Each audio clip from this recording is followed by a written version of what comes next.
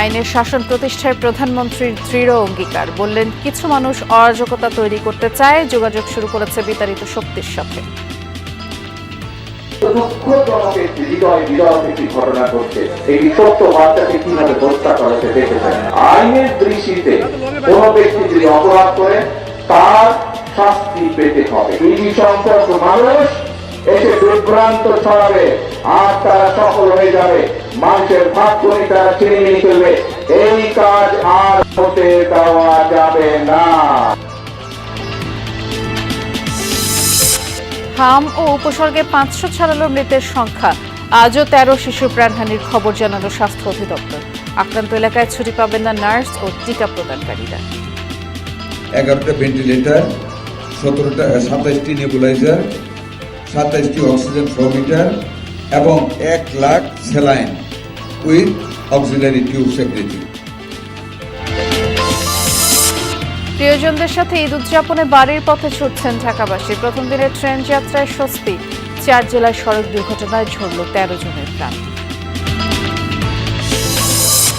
রাশিয়ার পক্ষে ইউক্রেন যুদ্ধে অংশ নিয়ে প্রাণ হারালেন মাদারীপুর ও কিশোরগঞ্জের 2 জন, পরিবারের শোকের মাতম, মরদেহ ফিরিয়ে আনার আকুতি। টাকা পয়সা বা যত যাই হোক, এটা বিনিময়ে আমরা কোনো কিছুর বিনিময়ে আমরা এটা ফিরে পাবো। আমরা চাই সরকারের কাছে যে লাশটা তাতে আমরা আনতে পারি, এই ব্যবস্থা যেন সরকার আমাদের করে।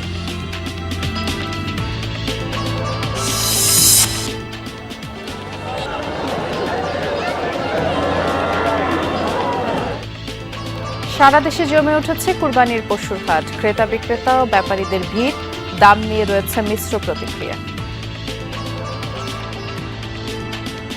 গরুর দাম অনেক বেশি, গরু কিনাও রিস্ক। ছোট গরুর একটু দাম একটু বেশি কিনতে হয় ভাই। বেশি তৈরি নেই, আজকে খদ্দের কম, খদ্দের নাই, এখন 5টা গরুই ফেরত নিচ্ছে না।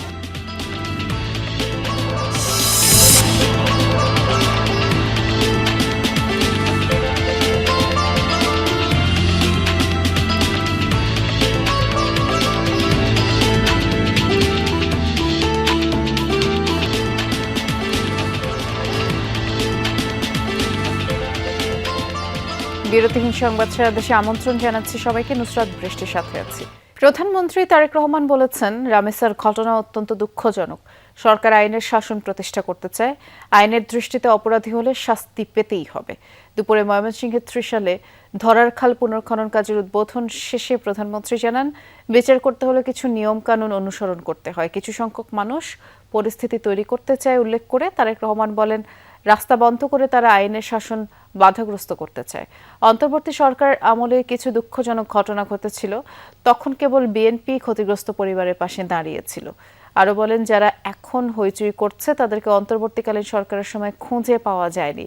যারা এখন দেশে ঘোলাটে পরিস্থিতি তৈরি করতে চাচ্ছে তারা মানুষের কথা বলে না। বলেন, এই গোষ্ঠী 5 আগস্টের বিতাড়িত গোষ্ঠীর সাথে আবারও যোগাযোগ শুরু করেছে। যারা অরাজক পরিস্থিতি তৈরি করতে চায় তাদের ব্যাপারে সজাগ থাকার আহ্বান জানান প্রধানমন্ত্রী। তারেক রহমান বলেন, অরাজকতা হলে ফ্যামিলি কার্ড, খাল খননের মতো কর্মসূচি বন্ধ হয়ে যাবে। এ সময় তিনি গাছের চারাও রোপণ করেন। দুঃখজনক একটি হৃদয় বিদারক একটি ঘটনা ঘটছে। এই ছোট্ট বাচ্চাকে কিভাবে হত্যা করেছে দেখেছেন। আমরা প্রথম থেকে বলে এসেছি যে আইনের দৃষ্টিতে কোন ব্যক্তি যদি অপরাধ করে তার শাস্তি পেতে হবে। বিচার করতে হলে সরকারের কতগুলো নিয়ম কানুন আছে। এখন আমরা খেয়াল করছি, প্রিয় ভাই বোনেরা, গত কয়েকদিন ধরে কিছু সংখ্যক মানুষ, আপনারাও খেয়াল করেছেন, পত্র পত্রিকায় দেখেছেন, আপনারা রেডিও টিভিতে দেখেছেন, আপনারা কিছু সংখ্যক মানুষ একটা পরিস্থিতি তৈরি করার চেষ্টা করছে। আজকে যেহেতু জনগণকে 12 তারিখের নির্বাচনে বাংলাদেশের জনগণ যেহেতু বিএনপিকে ভোট দিয়ে সরকার গঠন করতে ক্ষমতা দিয়েছে, সেই জন্যই তাদের জ্বালা হচ্ছে এবং এই জ্বালার কারণেই তারা এইসব কর্মকাণ্ড করছে।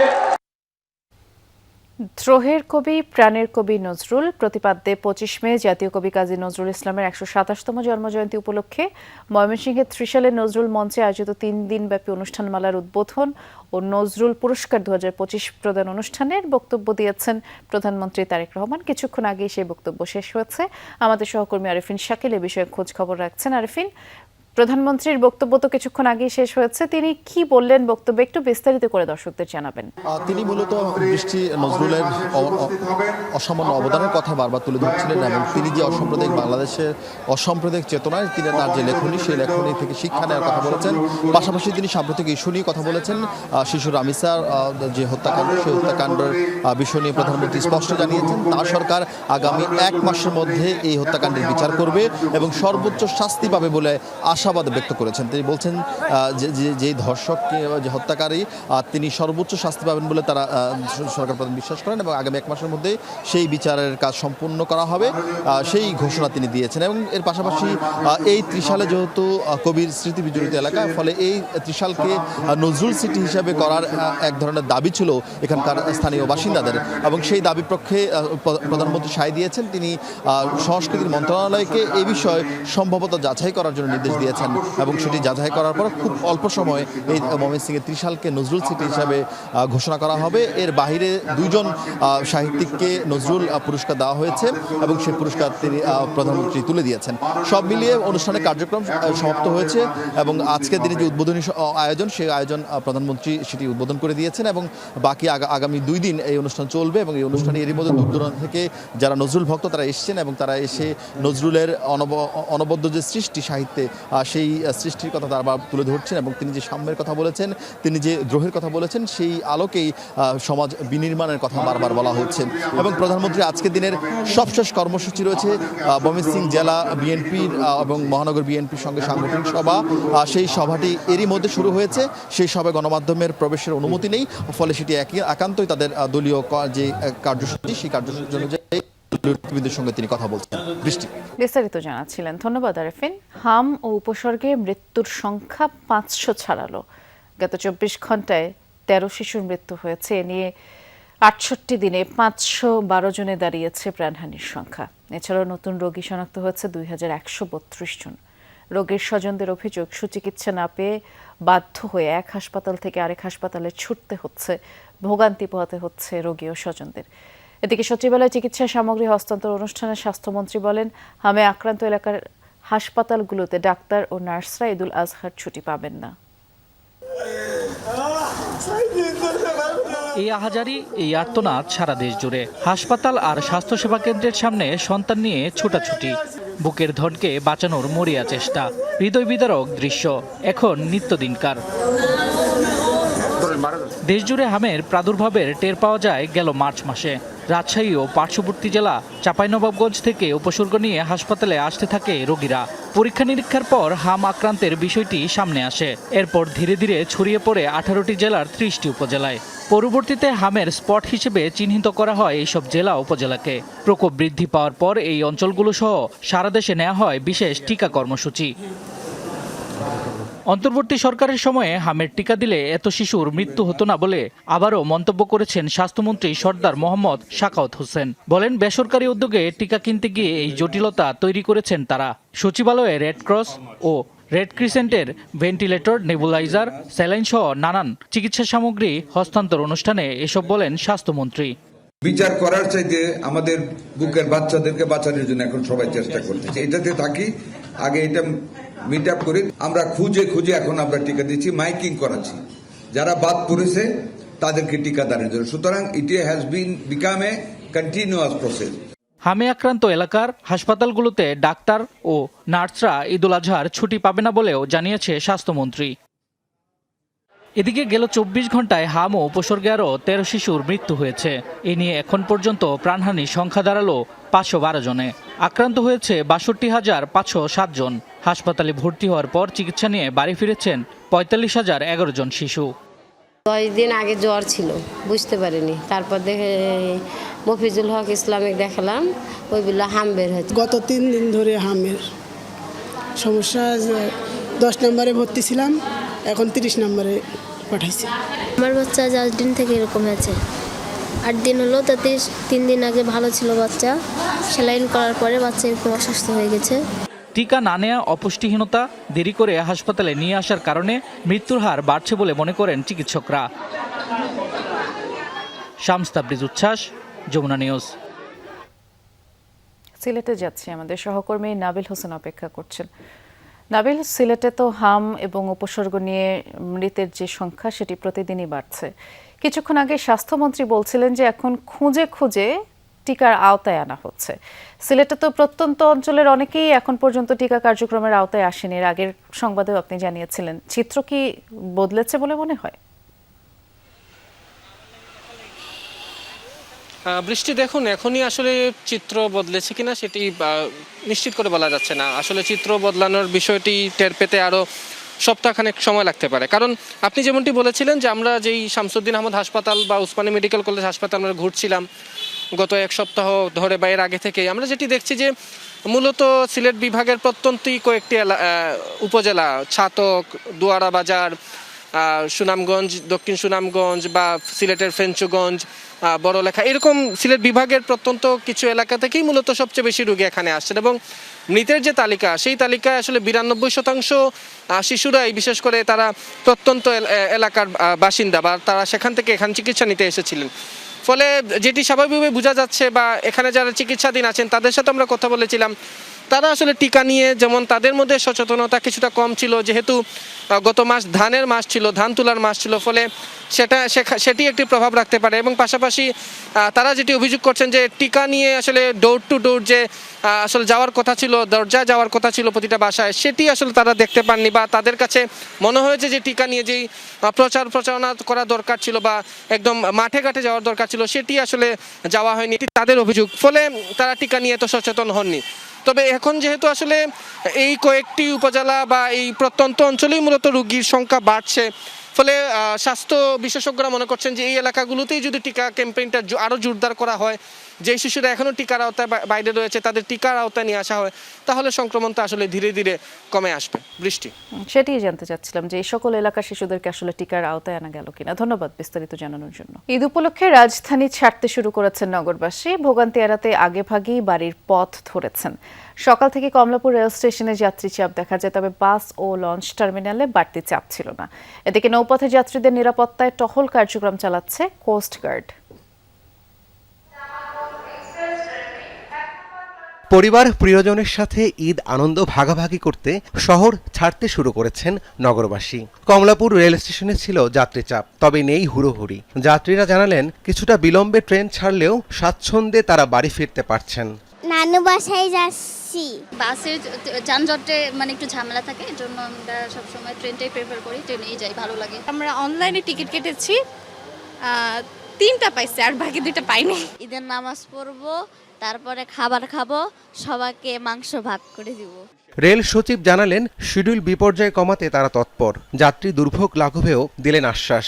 গতবারেরটা পর্যালোচনা করে যেখানে যেখানে আমাদের ডেফিসিয়েন্সি ছিল বলে আমরা মনে করছি, যেমন ছাদে ওঠা, এটা যাত্রীদের নিরাপত্তার জন্য হুমকি স্বরূপ, তাই না? ঠিক আছে, এই ব্যাপারটি আমরা দেখবার জন্য আমি একটু আগে আলোচনা করেছি। সরকারি ছুটি শুরু না হওয়ায় বাস টার্মিনালে নেই তেমন যাত্রী চাপ। যারা সড়ক পথে ঘরমুখো তারা জানালেন যানজট ও নিরাপত্তার বিষয় মাথায় রেখেই ফিরছেন আগে ভাগে। ভোগান্তি তেমন আহামরি এখনো দেখছি না। আর হ্যাঁ, ইনশাল্লাহ ঈদের একটা তো আনন্দ আমেজ তো আছে। সরকারের সিদ্ধান্ত অনুযায়ী মনে আশা করা যায় আগের তুলনায় ভালো হবে ইনশাল্লাহ। যাত্রী নাই ভাই, যাত্রী নাই, মগের বাস যাত্রী নাই, কোনো যাত্রী নির্দেশ চাপ নাই। জামালপুর রুটের কোনো যাত্রী নাই, অন্য রুটের যাত্রী নাই। সদরঘাট লঞ্চ টার্মিনালের পন্টুনে নির্ধারিত রুটের নৌযান থাকলেও যাত্রী চাপ অনেক কম। ফাঁকা রেখেই লঞ্চ ছাড়ছেন অনেকে। টার্মিনালের ফাঁকা শান্ত পরিবেশ যাত্রার জন্য বেশ উপভোগ্য। অনেক পজিটিভ সচেতন আছে যে আপনি যাতে সুস্থ মতো যাইতে পারে, আমরা সেটা দেখতে পাই। এদিকে ঈদ উপলক্ষে নৌপথ ও লঞ্চ টার্মিনালের নিরাপত্তায় কাজ করছে বাংলাদেশ কোস্টগার্ড। মহাপরিচালক জানান, সদরঘাট সহ দেশের সব লঞ্চ টার্মিনাল এবং নৌপথের নিরাপত্তায় টহল পরিচালনা করছেন কোস্টগার্ডের সদস্যরা। গরুর পরিবহন এবং মানুষের পরিবহনের সময় যাতে যাত্রাপথেও কোনো ধরনের কোনো সমস্যা না হয় সেদিকে আমরা আমাদের দৃষ্টি রাখছি এবং আমাদের নজরদারি রাখছি এবং পেট্রোলের মাধ্যমে এটা আমরা কাভার করছি। মহাপরিচালক আরও জানান, অন্যান্য আইন শৃঙ্খলা বাহিনীর সাথে সমন্বয় করে দুর্ঘটনা প্রতিরোধে নিশ্ছিদ্র নিরাপত্তা ব্যবস্থা গ্রহণ করা হয়েছে। রাব্বি সিদ্দিকী, যমুনা নিউজ, ঢাকা।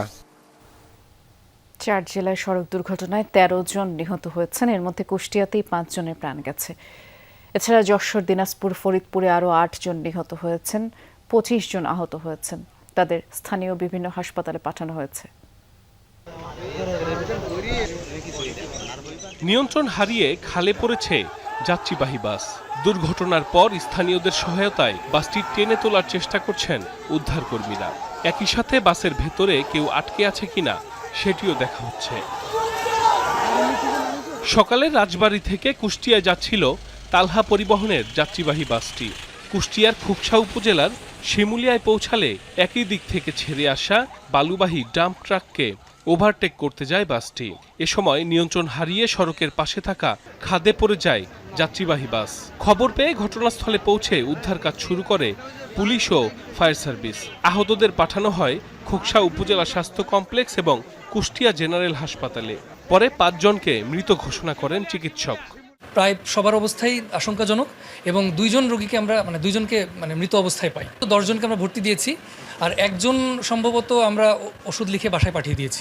বাস তালহা পরিবহন, এটা দৌলতদিয়া রাজবাড়ী থেকে কুষ্টিয়াগামী ছিল।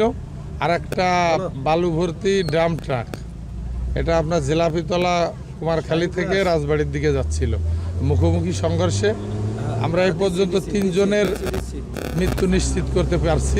এদিকে যশোর সদর উপজেলার যশোর খুলনা মহাসড়কে সড়ক দুর্ঘটনায় এক শিশুসহ 4 জন নিহত হয়েছেন।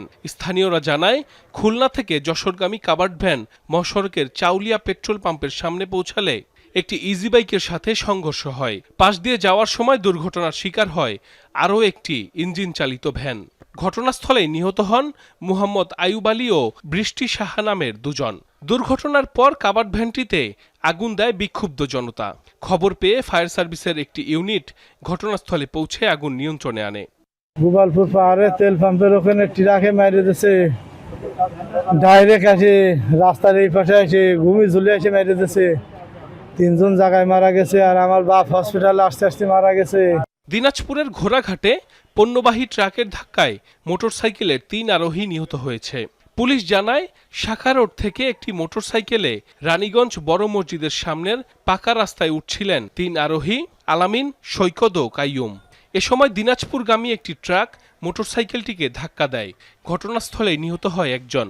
আহত অপর 2 জনকে হাসপাতালে নেওয়া হলে চিকিৎসক তাদেরও মৃত ঘোষণা করেন। পরে ঘাতক ট্রাকটি হেফাজতে নেয় পুলিশ। এদিকে ফরিদপুরের ভাঙ্গায় সড়ক দুর্ঘটনায় প্রাণ গেছে আরও 1 জনের। সাইফ আহমেদ, যমুনা নিউজ। ঢাকা চট্টগ্রাম মহাসড়কের কুমিল্লা অংশের এক একটি ইউটার্ন যেন এক একটি মৃত্যু ফাঁদ। ব্যস্ত এই মহাসড়কের ঝুঁকি নিয়ে চলাচল করছে হাজারো যানবাহন, আর সেই ঝুঁকি আরও বাড়াচ্ছে উল্টো পথে চলা সিএনজি অটোরিকশা। সামনে ঈদযাত্রা ঘিরে মহাসড়কে যানবাহনের চাপ বাড়তে শুরু করলেও এখনও এসব অনিয়ম বন্ধ হয়নি, যদিও সব ধরনের প্রস্তুতির কথা বলছে প্রশাসন।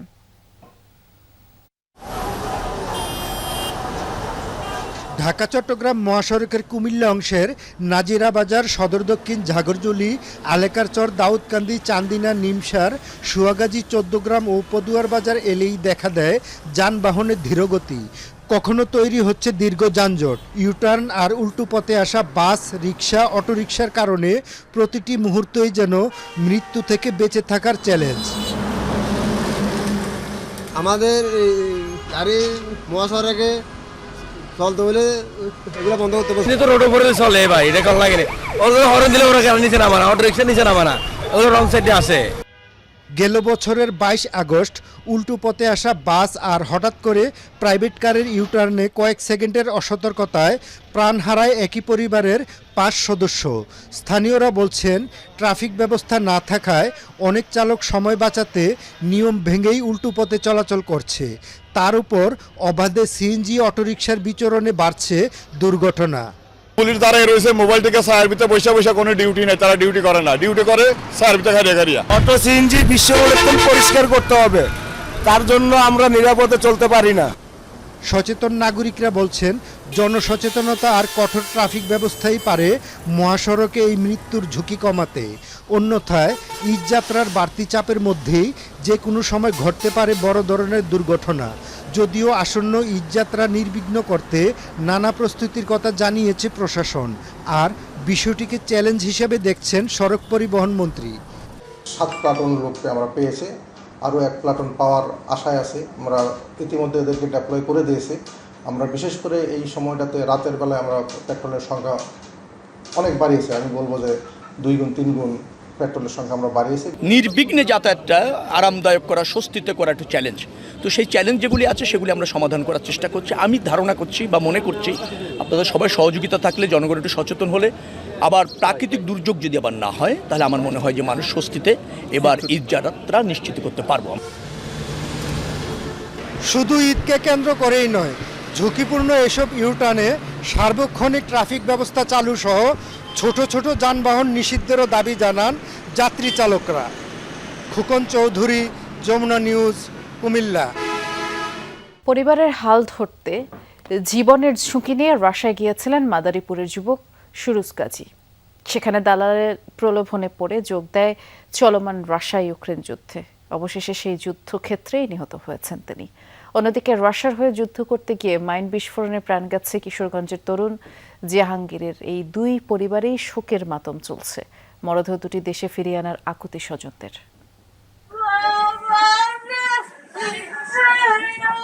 সন্তানহারা এক মায়ের বুক ফাটা আর্তনাদ।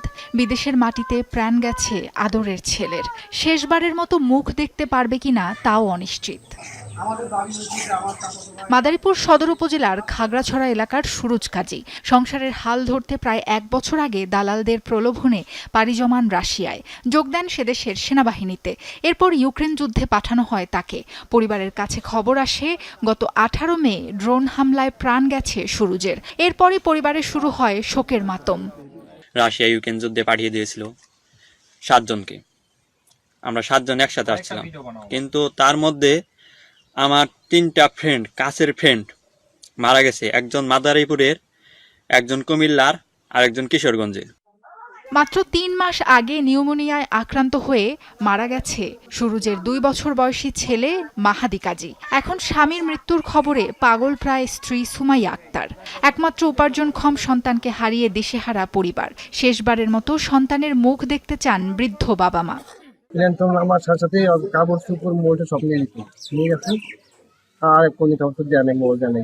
আমরা চাই সরকারের কাছে যে লাশটা যাতে আমরা আনতে পারি, এই ব্যবস্থা যেন সরকার আমাদের করে। এই যে ক্ষতিপূরণ, এটা আমরা হয়তো বা টাকা পয়সা বা যত যাই হোক, এটার বিনিময়ে আমরা কোনো কিছুর বিনিময়ে আমরা এটা ফিরে পাবো না। নিহতের পরিবারকে সব ধরনের সহযোগিতার আশ্বাস দিয়েছেন উপজেলা নির্বাহী কর্মকর্তা। পরিবারের পক্ষ থেকে যোগাযোগ করলেই আমরা ডিসি অফিসের মাধ্যমে ঢাকায় পাঠানো হবে আবেদন করে যে মৃতদেহটা দেশে আনানোর জন্য ব্যবস্থা করার জন্য। সুরুজ গাজীর আরেক সহযোদ্ধা কিশোরগঞ্জের জাহাঙ্গীর। মাইন বিস্ফোরণে প্রাণ গেছে এই তরুণের। খবর পাওয়ার পর থেকেই করিমগঞ্জের বাগপাড়ায় গ্রামের বাড়িতে নেমে এসেছে শোকের ছায়া। আমার স্বামীর হত্যার বিচার চাই এজেন্সি। আমার স্বামীর নিয়ে বিক্রি করে দিছে টাকার বিনিময়ে। আমার 2.5 বছরের বাচ্চা আছে। আমার স্বামীর লাশ চাই, যেন আমি আমার বাচ্চারে দেখাইতে পারি যে এখানে তোমার বাবা ছিল। বাবার মৃত্যুর পর পরিবারের হাল ধরেছিলেন জাহাঙ্গীর। মা, ছোট 2 ভাই বোন, স্ত্রী আর 2 বছরের ছেলেকে নিয়ে ছিল সংসার। স্বজনরা জানায় অনার্সে পড়ার সময় ঢাকায় একটি বেসরকারি কোম্পানিতে স্বল্প বেতনে চাকরি করতেন জাহাঙ্গীর। টানাটানির সংসারে ভাগ্যের চাকা ঘোরাতে 3 মাস আগে দালালকে 8 লাখ টাকা দিয়ে রাশিয়া যান তিনি। আমি আমার ভাইয়ের মৃত লাশটা চাই আর আমার পরিবারের ক্ষতিপূরণ চাই। ছেলের লাশ আমরা ফেরত চাই। আর ছেলের পরিবারটা খুবই অসহায়, দেনা করে মনে করেন যে বিদেশে পাঠাইছে। পরিবারের দাবি, ভালো চাকরি দেওয়ার কথা বলে রুশ সেনাবাহিনীতে নিয়োগ দেয়া হয় জাহাঙ্গীরকে। সহযোদ্ধারা জানান, নিহতদের মরদেহ সাথে আনতে পারেননি তারা। এখন প্রশাসনের কাছে সাহায্য চায় পরিবারটি। সাবরিনা লিজা, যমুনা নিউজ। ঈদুল আজহার আর মাত্র কয়েকটা দিন বাকি। এর মধ্যে পশুর হাটগুলো জমজমাট। ক্রেতা বিক্রেতাদের পাশাপাশি ব্যাপারীদের ভিড়ও বেড়েছে। তবে দাম নিয়ে রয়েছে মিশ্র প্রতিক্রিয়া। এক হাট থেকে আরেক হাট ঘুরে দাম যাচাইয়ের পর পছন্দের পশু কিনছেন ক্রেতারা। আবার বিক্রেতাদের দাবি, কুরবানির পশু লালন পালনে খরচের হিসেব না করেই দাম বলছেন ক্রেতারা। জামালপুরের কৃষক অসমুদ্দিন ৩ বছর পরম যত্নে লালন পালন করা এই ষাঁড়টি বিক্রির জন্য ছেলেকে নিয়ে হাটে এসেছেন। তবে আশানুরূপ দাম না পাওয়ায় তৈরি হয়েছে হতাশা। খরচের তুলনায় লাভ তো দূরের কথা, মূলধন নিয়েই এখন দুশ্চিন্তায় এই কৃষক।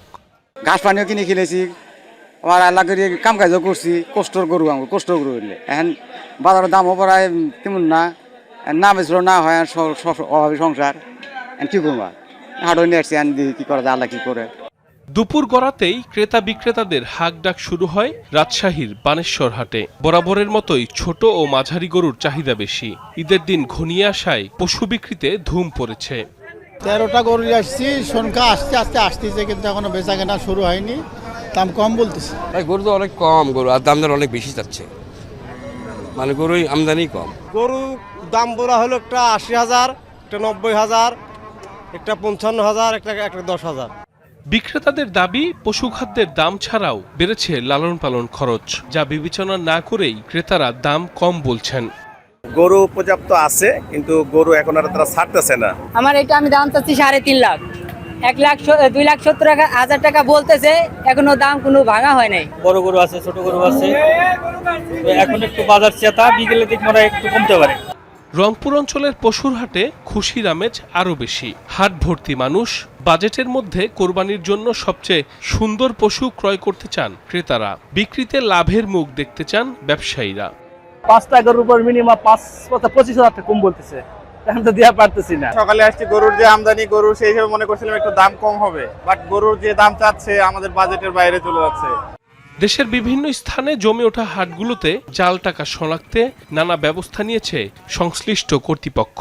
নিরাপত্তা নিশ্চিতে মোতায়েন রয়েছে পুলিশ। বেশিরভাগ হাটে বুধবার গভীর রাত পর্যন্ত কোরবানির পশু বেচাকেনা চলবে। সাইফ আহমেদ, যমুনা নিউজ। এবার উত্তরের যাত্রীদের ঈদযাত্রায় কয়েকগুণ ভোগান্তি বাড়াতে পারে নবীনগর চন্দ্রা মহাসড়কের যানজট। আসলে এলিভেটেড এক্সপ্রেসওয়ের নির্মাণ কাজ, যত্রতত্র অটোরিকশা চলাচল আর এবড়ো থেবড়ো সড়কের কারণেই এই যানজট। যদিও প্রশাসন বলছে সড়ক পরিস্থিতি স্বাভাবিক রাখতে উদ্যোগ নেওয়া হয়েছে। নবীনগর চন্দ্রা মহাসড়কের বাইপাল থেকে শ্রীপুর অংশে চলছে আশুলিয়া এলিভেটেড এক্সপ্রেসওয়ের নির্মাণ কাজ। ফলে সংকুচিত হয়েছে সড়ক, সৃষ্টি হচ্ছে যানজট। শুধু চলমান নির্মাণ কাজই নয়, ভাঙাচোরা সড়ক, অটোরিকশার মতো ধীরগতির যান আর সড়কের একাংশ জুড়ে নির্মাণ সামগ্রী ও ভারী যন্ত্রপাতি রাখার কারণেও ব্যাহত হচ্ছে স্বাভাবিক যান চলাচল। ভাঙাচোরা রাস্তার কাজ করতেছে, জায়গায় তো জ্যামে পড়ে থাকি আমরা ঘন্টাকে ঘন্টা। নবীনগর থেকে এই যে বাইবেল রপ্তানি পর্যন্ত আমাদের খুব ভোগান্তি হয়। আশুলিয়া টু আব্দুল্লাপুরের কাজ চলতেছে, সারা রুট সিঙ্গেল রুট, এই কারণে আপনার প্রচুর জাম থাকবে রুটের ভিতর। সড়কের বাস্তব চিত্র আর পূর্ব অভিজ্ঞতা থেকে এবারও ভোগান্তি থাকবে উত্তরের সড়কে, এমনটাই শঙ্কা করছেন এ পথের যাত্রীরা। গাড়িগুলো দাঁড়ায় না রাখে যদি যাত্রী নিয়ে চলে যায়, সেক্ষেত্রে অনেকটাই যানজট কম হবে, কিন্তু মূল যানজটের কারণটা হচ্ছে গাড়িগুলো যাত্রীর জন্য ঘন্টার পর ঘন্টা দাঁড়ায় থাকে এখানে। সবগুলো গার্মেন্টস যদি একসাথে ছুটি হয়ে যায় তাহলে প্রচুর পরিমাণে ভোগান্তি সৃষ্টি হবে। গরমের মধ্যে গাড়ি যদি লোকাল গাড়িগুলো রাস্তার মধ্যে উঠে তাহলে প্রচুর পরিমাণে জ্যামের সৃষ্টি হতে পারে। মোটামুটি গরুর ট্রাক যখন ঢুকবে তখন অনেক ভোগান্তি ভুগতে হবে। এমনি ভাড়া বৃদ্ধির আশঙ্কা করছি, এখনই 100 টাকা বাড়াইছে। যদিও নির্বিঘ্ন ঈদযাত্রা নিশ্চিতে এবারও পুলিশের পাশাপাশি মাঠে থাকছে নানা স্বেচ্ছাসেবী সংগঠন। সড়কে শৃঙ্খলা ও নিরাপত্তার বাড়তি নজরদারি রাখার কথা জানিয়েছেন হাইওয়ে পুলিশ।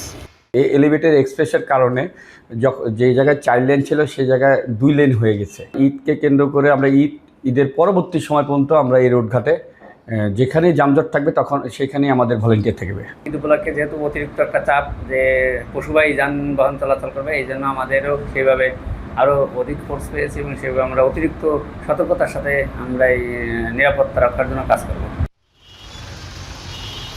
শেষ পর্যন্ত ঈদযাত্রা স্বস্তিদায়ক করতে পুলিশের নেওয়া নানা উদ্যোগ কতটা কাজে আসে সেটাই এখন দেখার বিষয়। মাহফুজুর রহমান নিপু, যমুনা নিউজ, সাভার।